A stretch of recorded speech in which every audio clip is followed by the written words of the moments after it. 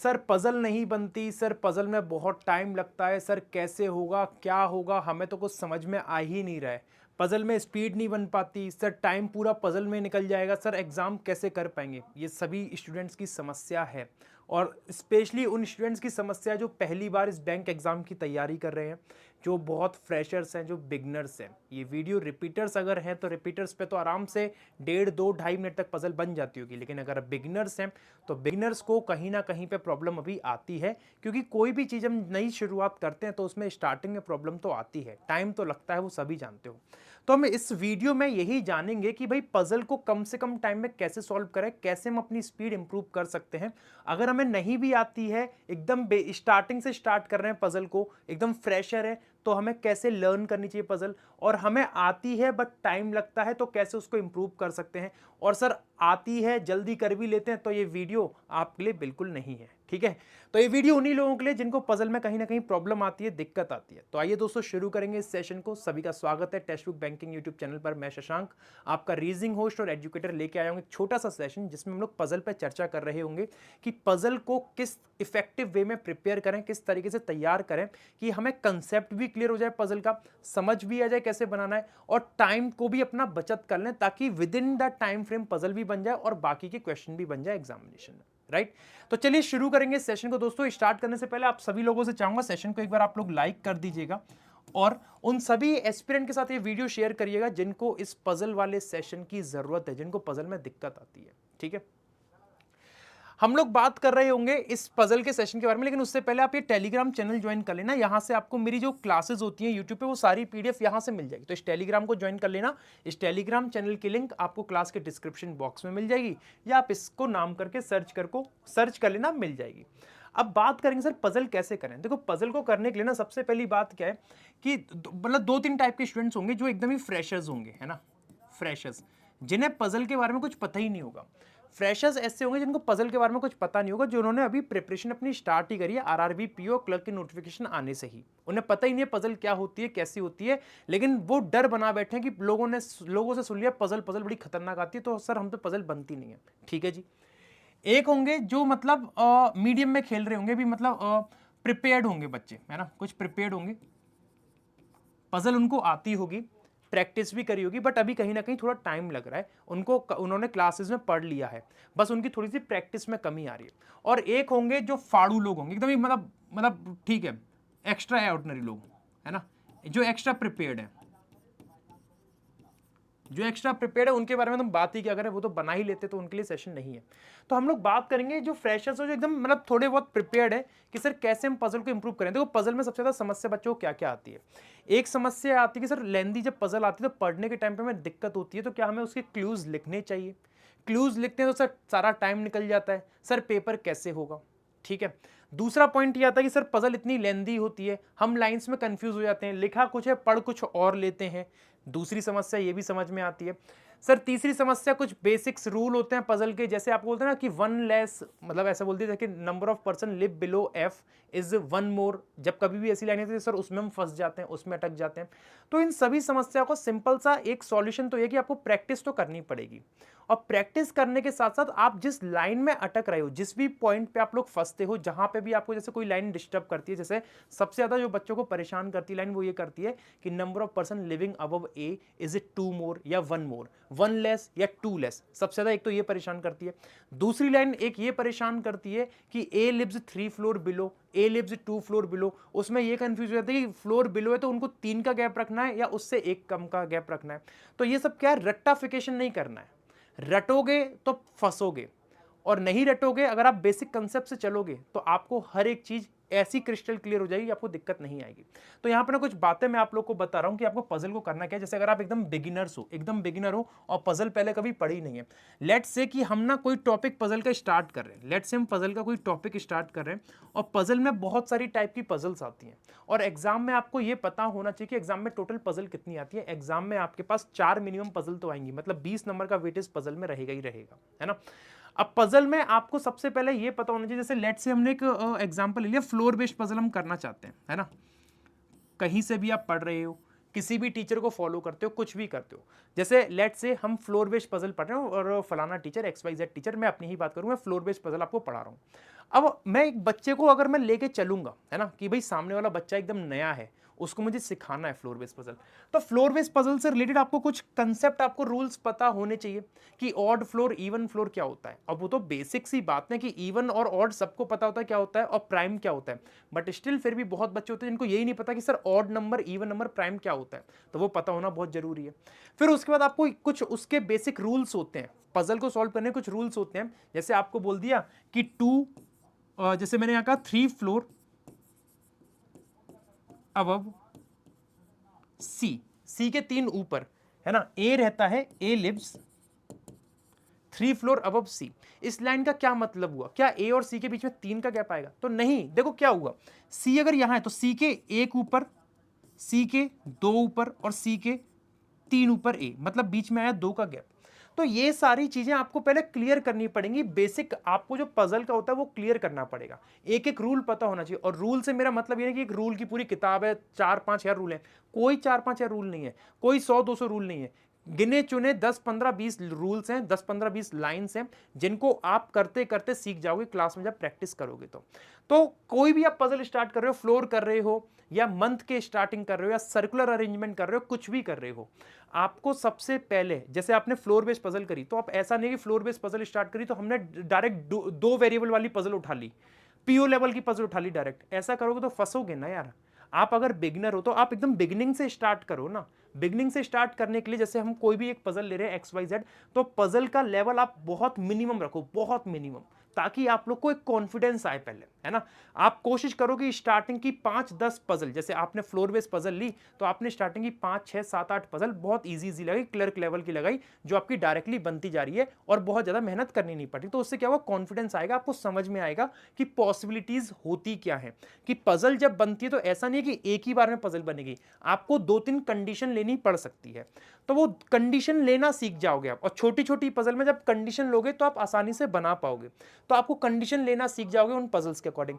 जब आपको कॉन्फिडेंस आएगा कि यार ये फ्लोर वाली पजल तो मैं बना पा रहा हूँ, मुझे ना फ्लोर वाली पजल में थोड़ा और एक्स्ट्रा चाहिए, लेवल बढ़ाना है, तो आप फिर धीरे धीरे स्विच करना, एक्स्ट्रा लेवल बढ़ाना, आप फिर डबल वेरिएबल पे आना और धीरे धीरे धीरे करके लेवल बढ़ाना है। तो मतलब कहने का होलसेल मोटिव ये है कि पजल आपकी एक ही टाइप की नहीं आती, पजल आती है बहुत सारी, पजल भी आती है, वो सॉरी फ्लोर भी आती है, फ्लैट एंड फ्लोर आती है।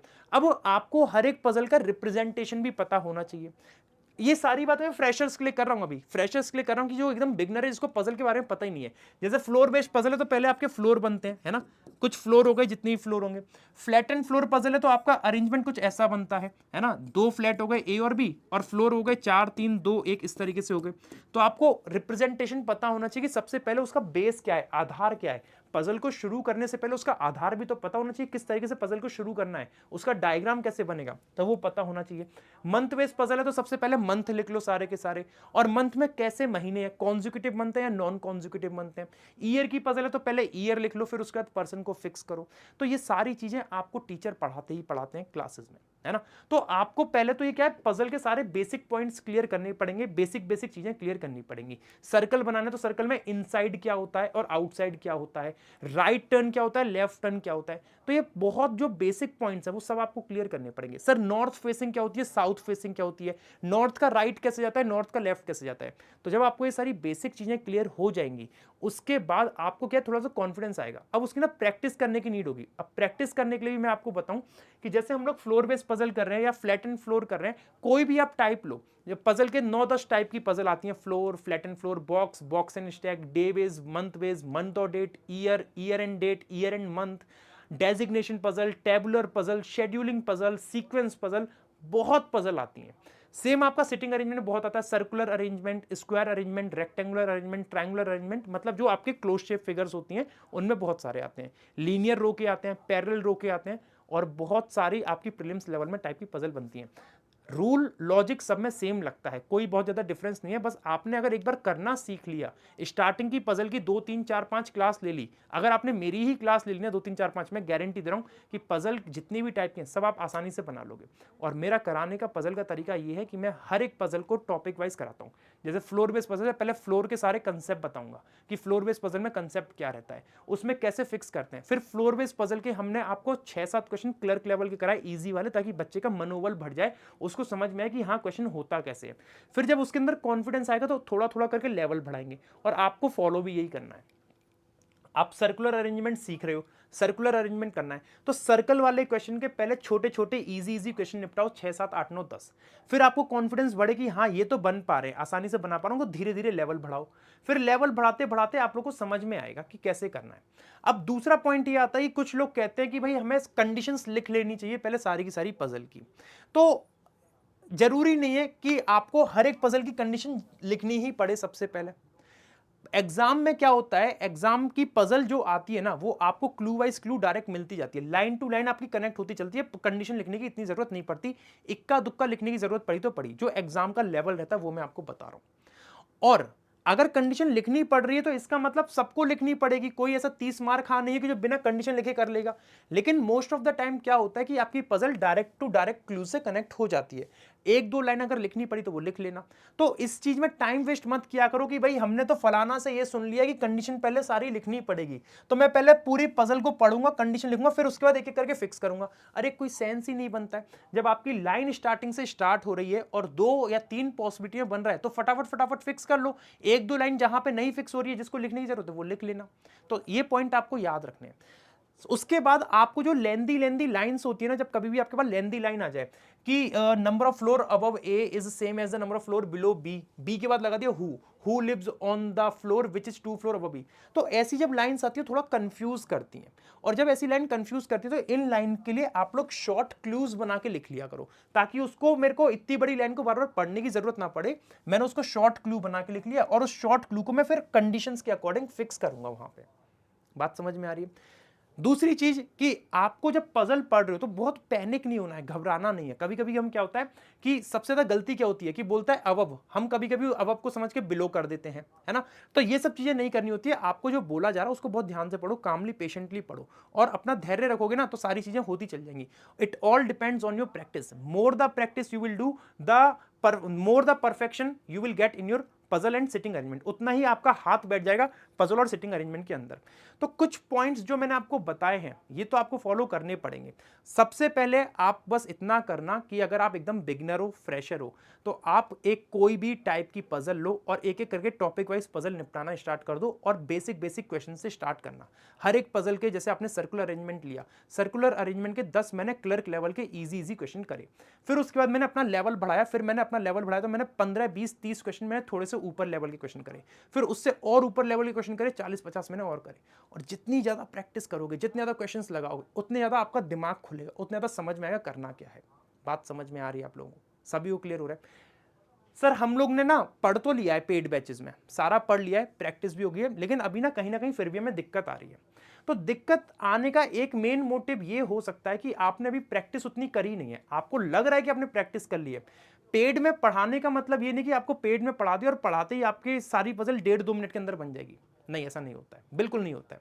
भाई पेड में लिमिटेड कंटेंट ही तो पढ़ा सकते हैं, 20 30 40 50 लेक्चर ही तो ले पाएंगे आपके पजल के। ले पाएंगे कि नहीं ले पाएंगे? उसमें उतनी प्रैक्टिस शायद आपकी नहीं हो पाई होगी, उतना आप लोग नहीं कर पाए होगे। उसमें आपने सीखा, पजल बनाना सीख गए। वहां पे आप लोग जो आपको पहले आती नहीं थी, आपने 3 मिनट के अंदर बनानी स्टार्ट करी। 3 मिनट से धीरे धीरे हमें अपना टाइम लाना है 2 मिनट के अंतर्गत, 2 से 2.5 मिनट के अंदर अपनी पजल बनानी है। उसके लिए आपको बहुत अभी प्रैक्टिस करनी पड़ी। प्रैक्टिस करने के लिए सोर्स मैं आपको बता चुका हूँ कि जो हमारी वाईटी क्लासेस चलती हैं डेली 4 PM पे, डेली 4 PM पे वाईटी क्लासेस चलती हैं हमारी रीजनिंग की, आप उसको ज्वाइन कर लो। ज्वाइन करो, सीखो किस तरीके से अप्रोच करते हैं पजल को, टीचर की टेक्निक्स अपनाओ। और मैं ये नहीं कह रहा कि पूरी टेक्निक टीचर की अपनाओ, कुछ कुछ टेक्निक्स स्टूडेंट की इतनी खतरनाक होती है कि वो टीचर से पहले कर लेता है, लेकिन आपको प्रैक्टिस तो करनी पड़ेगी। तो आप अगर प्रिपेयर्ड हो, आपको आता है, आपको केवल प्रिपरेशन प्रैक्टिस की नीड है, मोर एंड मोर। और आपको कुछ अपने ऊपर एनालाइज करना है, कुछ ऐसे पॉइंट्स को देखना है कि आप कहाँ पे फंसते हो, कहां पे आप अटक जाते हो पजल में, किस लाइन में परेशान होते हो। जिस लाइन में परेशान होते हो, जिस लाइन की वजह से आपको पजल में टाइम लगता है, उस लाइन को आप शॉर्ट क्लू बना के लिखना स्टार्ट करो, और नहीं तो उस लाइन को बारीकी से समझने की कोशिश करो क्या बोलता है। हड़बड़ी में अगर करोगे चीजें तो नहीं होगी। पजल को बहुत शांत दिमाग से, काम और कंपोज मैनर से पढ़ना स्टार्ट करो, धीरे धीरे बनेगा। और सिंपल सा तरीका ये है कि पजल को पहले बहुत बिगनिंग से एकदम बेसिक पजल से स्टार्ट करो, छोटी छोटी पजल से धीरे धीरे अपना लेवल बढ़ाओ और अपना इंक्रीज होता जाएगा जैसे लेवल, आपको और कॉन्फिडेंस आता चला जाएगा। और अगर जो एकदम एकदम बिगनिंग है, फ्रेशर है, तो उसको तो मैं बता ही चुका हूं, सबसे पहले पजल के कंसेप्ट पता होना चाहिए, बेसिक रिप्रेजेंटेशन आना चाहिए, बेसिक रिप्रेजेंटेशन करते कैसे हैं पजल को। ठीक है जी। तो पजल में बाकी और सोल और होल सोल कुछ नहीं है कि कैसे इंक्रीज होगी स्पीड, कि कोई मंत्र दे दिया, कोई जड़ी बूटी दे दी तो उससे उसको पी लिया घोल के डॉक्टर के पास, या कोई दवाई मिल गई तो उससे इंक्रीज हो जाएगी, नहीं, ऐसा कुछ नहीं होगा। होल सोल कहने का मतलब ये है कि मैं इसका पूरा सारांश बहुत शॉर्ट में बता दूं, बेसिक रूल्स क्लियर होने चाहिए, है ना, जो उनके रिप्रेजेंटेशन है वो आपको क्लियर होने चाहिए पजल के। प्रैक्टिस की मोर एंड मोर नीड है, जहां पे आप लोग फंस रहे हो उसको एनालाइज करो, जहां पे रिक्वायरमेंट है वहां पे आप उसके शॉर्ट क्लूज बनाओ, and again more and more practice with consistency.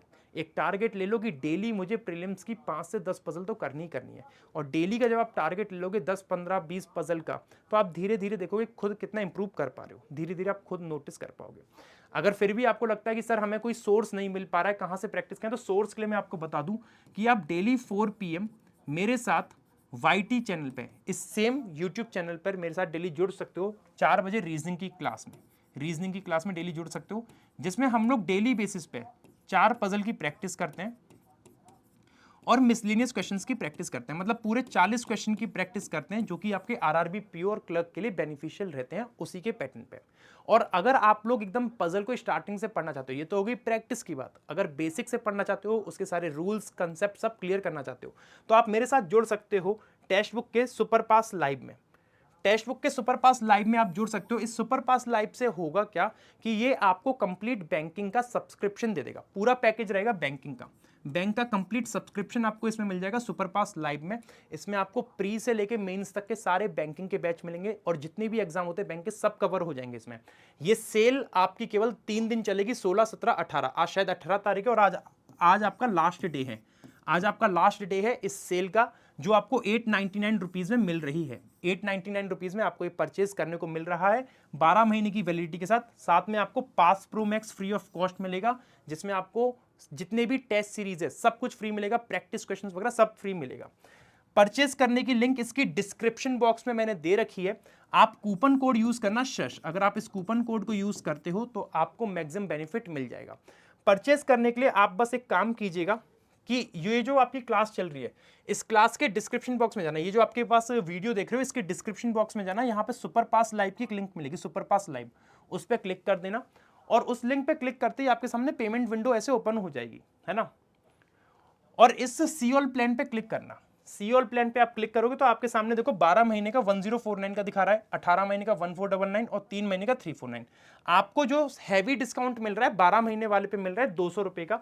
आप यहाँ पे अप्लाई कूपन पे लिख देना शश, क्या लिखोगे, शश, SHASH। इस कूपन को अप्लाई करते ही आपके पास जो 1049 का था वो 899 का हो चुका है। तो इस तरीके से आप इसमें इनरोल करा सकते हो और बेसिक से हमारे साथ पढ़ सकते हो, आरआरबी की तैयारी अपनी प्रॉपर तरीके से कर सकते हो। तो मिलते हैं अपने अगले सेशन में। आई होप कि आपको ये सेशन बेनिफिशियल लगा हुआ। Thank you everyone, thank you so much, take care.